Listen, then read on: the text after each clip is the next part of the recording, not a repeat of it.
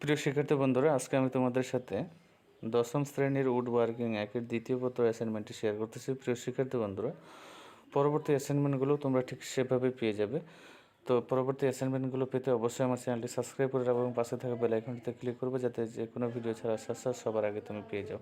প্রিয় শিক্ষার্থী বন্ধুরা, তোমাদের যদি কোনো বিষয়ে এখনও অ্যাসাইনমেন্ট লেখা বাকি থাকে তাহলে অবশ্যই আমাকে কমেন্ট বক্সে জানাবে, অথবা আমার প্লে লিস্টে সবগুলো ভিডিওর অ্যাসাইনমেন্ট দেওয়া আছে, তো সেখান থেকেও দেখে নিতে পারো। শিক্ষার্থী বন্ধুরা, আজকে আমরা অ্যাসাইনমেন্টটিতে দেখবো যে কী বলা হচ্ছে প্রশ্ন, এবং ঠিক সেভাবে প্রশ্নটির উত্তর লেখার চেষ্টা করব। তো চলো বন্ধুরা, অ্যাসাইনমেন্টটি থেকে প্রশ্নটি দেখে আসি। শিক্ষার্থী বন্ধুরা, তোমরা যদি এখানে লক্ষ্য করে দেখো তাহলে দেখবা আমরা যেহেতু 4 মার্ক অনুসরণ করবো, সেক্ষেত্রে আমাদেরকে এই নির্দেশনাটা ফলো করতে হবে। বলা হচ্ছে যে ব্যবহার সহ লিখতে হবে ভিনিয়ার বোর্ডের ধারণা লিখলে। তো চলো আমরা ব্যবহার সহ ভিনিয়ার বোর্ডের ধারণাটা বই থেকে দেখে নিই। তোমরা ঠিক সেভাবে খাতায় উপস্থাপন করবে এবং সুন্দরভাবে লিখবে। লক্ষ্য করে দেখো বন্ধুরা, এখানে দেখতে পাচ্ছ যে ভিনিয়ার, যেটি ভিনিয়ার ওইটিরই মূলত বোর্ড। তো এখানে যেভাবে দেখতে পাচ্ছ তোমরা সুন্দর করে এই অংশটুকু খাতায় তোমাদের তুলবা, ঠিক আছে। তারপরে এর ব্যবহারটুকু তোমরা এই যে এখানে দেখতে পাচ্ছ, ব্যবহারটুকু তোমরা সুন্দর করে তোমাদের খাতায় উপস্থাপন করবো, ঠিক আছে বন্ধুরা। তাহলে তোমাদের এই স্টেপটুকুর কাজ মূলত শেষ। শিক্ষার্থী বন্ধুরা, মনে একটি প্রশ্ন থাকতে পারে যে চিত্রটি অঙ্কন করবো কিনা। না, অঙ্কন করার কোনো প্রয়োজন নেই, কারণ চিত্রের কথা যেহেতু বলা হয়নি। যদি বলা হতো চিত্রসহ, তাহলে চিত্রসহ আমরা ব্যবহার দিতাম। যেহেতু চিত্র বলা হয়নি, এই জন্য আমরা চিত্রটি অঙ্কন করতেছি না। এবার শিক্ষার্থী বন্ধুরা, আমরা যাবো দ্বিতীয় স্টেপে এবং দেখবো যে অ্যাসাইনমেন্ট প্রশ্নপত্র কী বলা হচ্ছে, ঠিক সেভাবে আমরা অ্যাসাইনমেন্টের উত্তরটি লেখার চেষ্টা করবো। শিক্ষার্থী বন্ধুরা, তোমরা যদি অ্যাসাইনমেন্টে আবারও একটু লক্ষ্য করে দেখো, আমি তোমাদেরকে দেখিয়ে দিচ্ছি। এখানে লক্ষ্য করে দেখো, আগের মতোই ব্যবহার সহ এমডিএফ বোর্ডের ধারণা লিখলে। তো চলো আমরা ব্যবহার সহ এমডিএফ বোর্ডের ধারণাটা একটু দেখে নিই বই থেকে। আচ্ছা, চলো বই যাওয়া যাক এবং বই থেকে আমরা প্রশ্নটির উত্তরটি দেখার চেষ্টা করব, ঠিক যেভাবে আমরা। তো শিক্ষার্থী বন্ধুরা, আমরা যদি একটু স্ক্রল ডাউন করে আসি তাহলে আমরা এমডিএফ বোর্ডের কিন্তু ধারণাটা এখানে দেখতে পাবো। তোমাদেরকে আমি ঠিক নিয়ে যাচ্ছি, তোমরা এখান থেকে একটু দেখার চেষ্টা করবে যে এমডিএফ যে বোর্ড আছে, এই বোর্ডের ধারণা লিখবে এবং ওই বোর্ডটির আমরা ব্যবহার সহ উল্লেখ করব।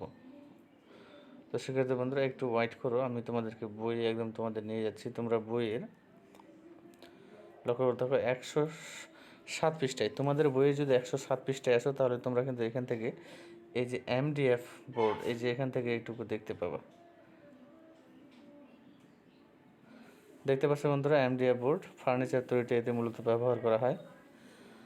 সিলিং ফার্নিচার পার্টিশনের ওয়াল বোর্ড তৈরিতেও এটি ব্যবহার করা হয়। এটি 3 ইয়ার যুক্ত এবং 3 ইয়ার ছাড়াও ব্যবহার পাওয়া যায়। তো শিক্ষার্থী বন্ধুরা, আমরা এইটুকু ধারণা এখান থেকে দেবো এবং এর ব্যবহারটুকু নিচে থেকে লিখে দেবো, ঠিক আছে বন্ধুরা।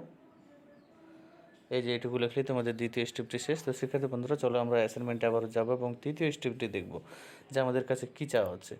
তোমরা যদি অ্যাসাইনমেন্টটি থেকে আবারও যাও এবং অ্যাসাইনমেন্টের প্রশ্নপত্র লক্ষ্য করলে দেখবা যে ওই আগের মতোই বলা হচ্ছে ব্যবহার সহ পার্টিকেল বোর্ডের ধারণা লিখলে। তো চলো আমরা ব্যবহার সহ আবার পার্টিকেল বোর্ডের ধারণাটা দেখিনি, তাহলে আমাদের আগের মতো এই প্রশ্নটির উত্তরটি কিন্তু লেখা হবে। তো তোমরা যদি একটু আবার, আমি তোমাদেরকে পৃষ্ঠা নাম্বারটি বলে দিচ্ছি।